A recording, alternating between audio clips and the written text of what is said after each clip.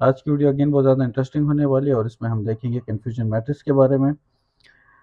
सबसे पहले confusion matrix है क्या? गाइस लेट्स सपोज कि आपके पास 4 इमेजेस हैं, जिसमें से पहली 3 कैट्स की हैं और लास्ट वाली डॉग की है, ठीक है? तो अगर थर्ड वाली को कैट के बजाय अगर डॉग अज़्यूम करता है मॉडल, तो एक्यूरेसी तो मतलब आ जाएगी 0.75, लेकिन ये पता नहीं चलता कि गलती कहाँ पे है, ठीक है? इस गलती को पता लगाने के लिए कि कन्फ्यूजन कहाँ पे है, हम कन्फ्यूजन मैट्रिक्स का यूज़ करते हैं, ठीक है? जिसमें मॉडल देखता है कि फॉर एग्ज़ाम्पल पहली वाली को कैट ही बोला है कि नहीं, और जो डॉग की इमेज थी उसको कितनी दफ़ा उसने डॉग बोला है, ठीक है?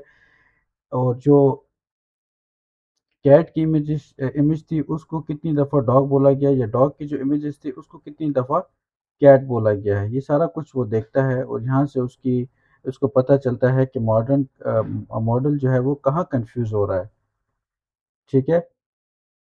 इसीलिए इसको हमने कन्फ्यूजन मैट्रिक्स का नाम दिया है। अब स्टार्ट करते हैं। यहाँ पे सबसे पहले हमारे पास क्या आ रहा है, डाटा सेट लोड हो रहा है ब्रेस्ट कैंसर का, ठीक है? जिसमें हमें पता चल जाएगा कि 2 टाइप्स हैं इसकी, एक मैलिग्नेंट है और एक बिनाइन। 2 टाइप्स हैं, तो कौन-से वाली टाइप का कैंसर है? सेकंड हमने लाइब्रेरी कौन-सी देखी ट्रेन और टेस्ट डाटा को स्प्लिट करने के लिए। थर्ड एक न्यूरॉन का एक मॉडल है, MLP classifier, multi layer perceptron. फिर फोर्थ जो है कन्फ्यूजन मैट्रिक्स के लिए हमने ये लाइब्रेरी लिखी, ठीक है? उसके बाद हमने डाटा सेट को लोड किया और फिर उसमें से हमने देखा कि जो हमारे इनपुट फीचर्स थे वो कौन से थे, ठीक है?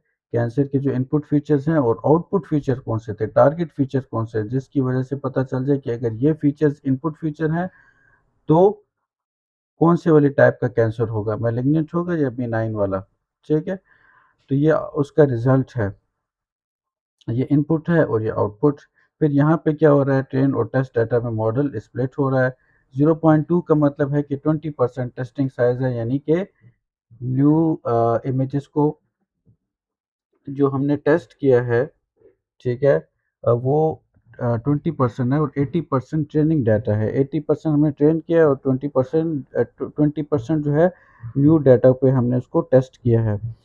500 जो है इपॉक साइज़ है। इपॉक मतलब हमने पिछले उसमें देख चुके हैं अपनी वीडियोज़ में कि इपॉक क्या है। तो इपॉक के बारे में आप लोगों को मैंने बताया था, फिर से बता दूँ कि फॉर एग्ज़ाम्पल अगर हमारे पास 100 इमेजेस हैं फ्लावर्स की और उनको वो 500 टाइम्स, यानी हमने यहाँ पे अगर फॉर एग्ज़ाम्पल 500 लिखा है, 500 टाइम्स अगर उन्हीं 100 इमेजेस को ये रीड करता है, तो हमारा इपॉक साइज़ क्या है? ये 500 है, ठीक है? मतलब उन्हीं इमेजेस को 100 अगर इमेजेस हैं तो उसको 500 टाइम्स ये रीड करे। इसको हम इपॉक बोलते हैं। यहाँ पे इपॉक साइज़ 500 दिया गया है। तो उसके बाद क्या है, हमने यहाँ पे ट्रेनिंग दिया और ट्रेनिंग हो रही है यहाँ पे, उसका जो इनपुट फीचर्स हैं, ठीक है? इनपुट फीचर्स और आउटपुट फीचर्स दोनों हमने इसको दिए ताकि मॉडल ट्रेन हो जाए, उसको पता चल जाए कि अगर ये इनपुट फीचर हैं तो कौन सी टाइप का कैंसर है। फिर यहाँ पे आउटपुट जो है, यानी यहाँ पे टेस्टिंग हो रही है, ठीक है? उन्हीं इनपुट फीचर्स को हमने दिया, जो फीचर्स से इनपुट को हमने दिया और वहाँ पे हमें क्या दे रहा है, उस पे न्यू डाटा पे हमारी टेस्टिंग हो रही है। यहाँ पे वो प्रिडिक्ट कर रहा है मॉडल, यहाँ पे प्रिडिक्शन हो रही है। फिर इसके बाद यहाँ पे क्या है, ये है कन्फ्यूजन मैट्रिक्स। ये कन्फ्यूजन मैट्रिक्स की लाइन है, मतलब क्या है, जो हमने प्रिडिक्शन की यहाँ पे मॉडल ने हमारे, उसको कंपेयर करेगा एक्चुअल डाटा के साथ और फिर हमें ये कन्फ्यूजन मैट्रिक्स बना के देगा। अब मैं आप लोगों को बताता हूँ ये जो 35, 8, 0, 71 इसका क्या मतलब है। अभी देखें हमारे पास जो है क्या लिखा हुआ है, मैलिग्नेंट, बिनाइन। मैलिग्नेंट जो है यहाँ पे आपको उसके नीचे नज़र आ रहा है कि 35, मतलब कि 35 जो है टाइम्स इसने सही प्रिडिक्ट किया है। मैलिग्नेंट था, मैलिग्नेंट ही इसको डिटेक्ट किया है। B9 जो है वो आपके पास क्या था, मतलब ये मैलिग्नेंट होना चाहिए था 8 टाइम्स, इसने उसको B9 जो है वो प्रेडिक्ट किया जो कि गलत है।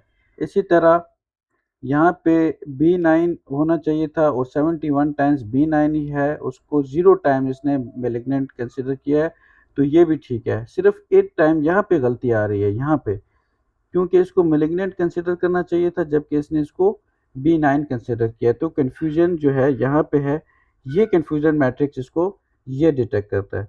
ठीक है? तो गाइज़ आप लोगों को वीडियो पसंद आई हो तो काइंडली इसको लाइक और सब्सक्राइब कर दें। Thank you so much. अल्लाह हाफ़िज़।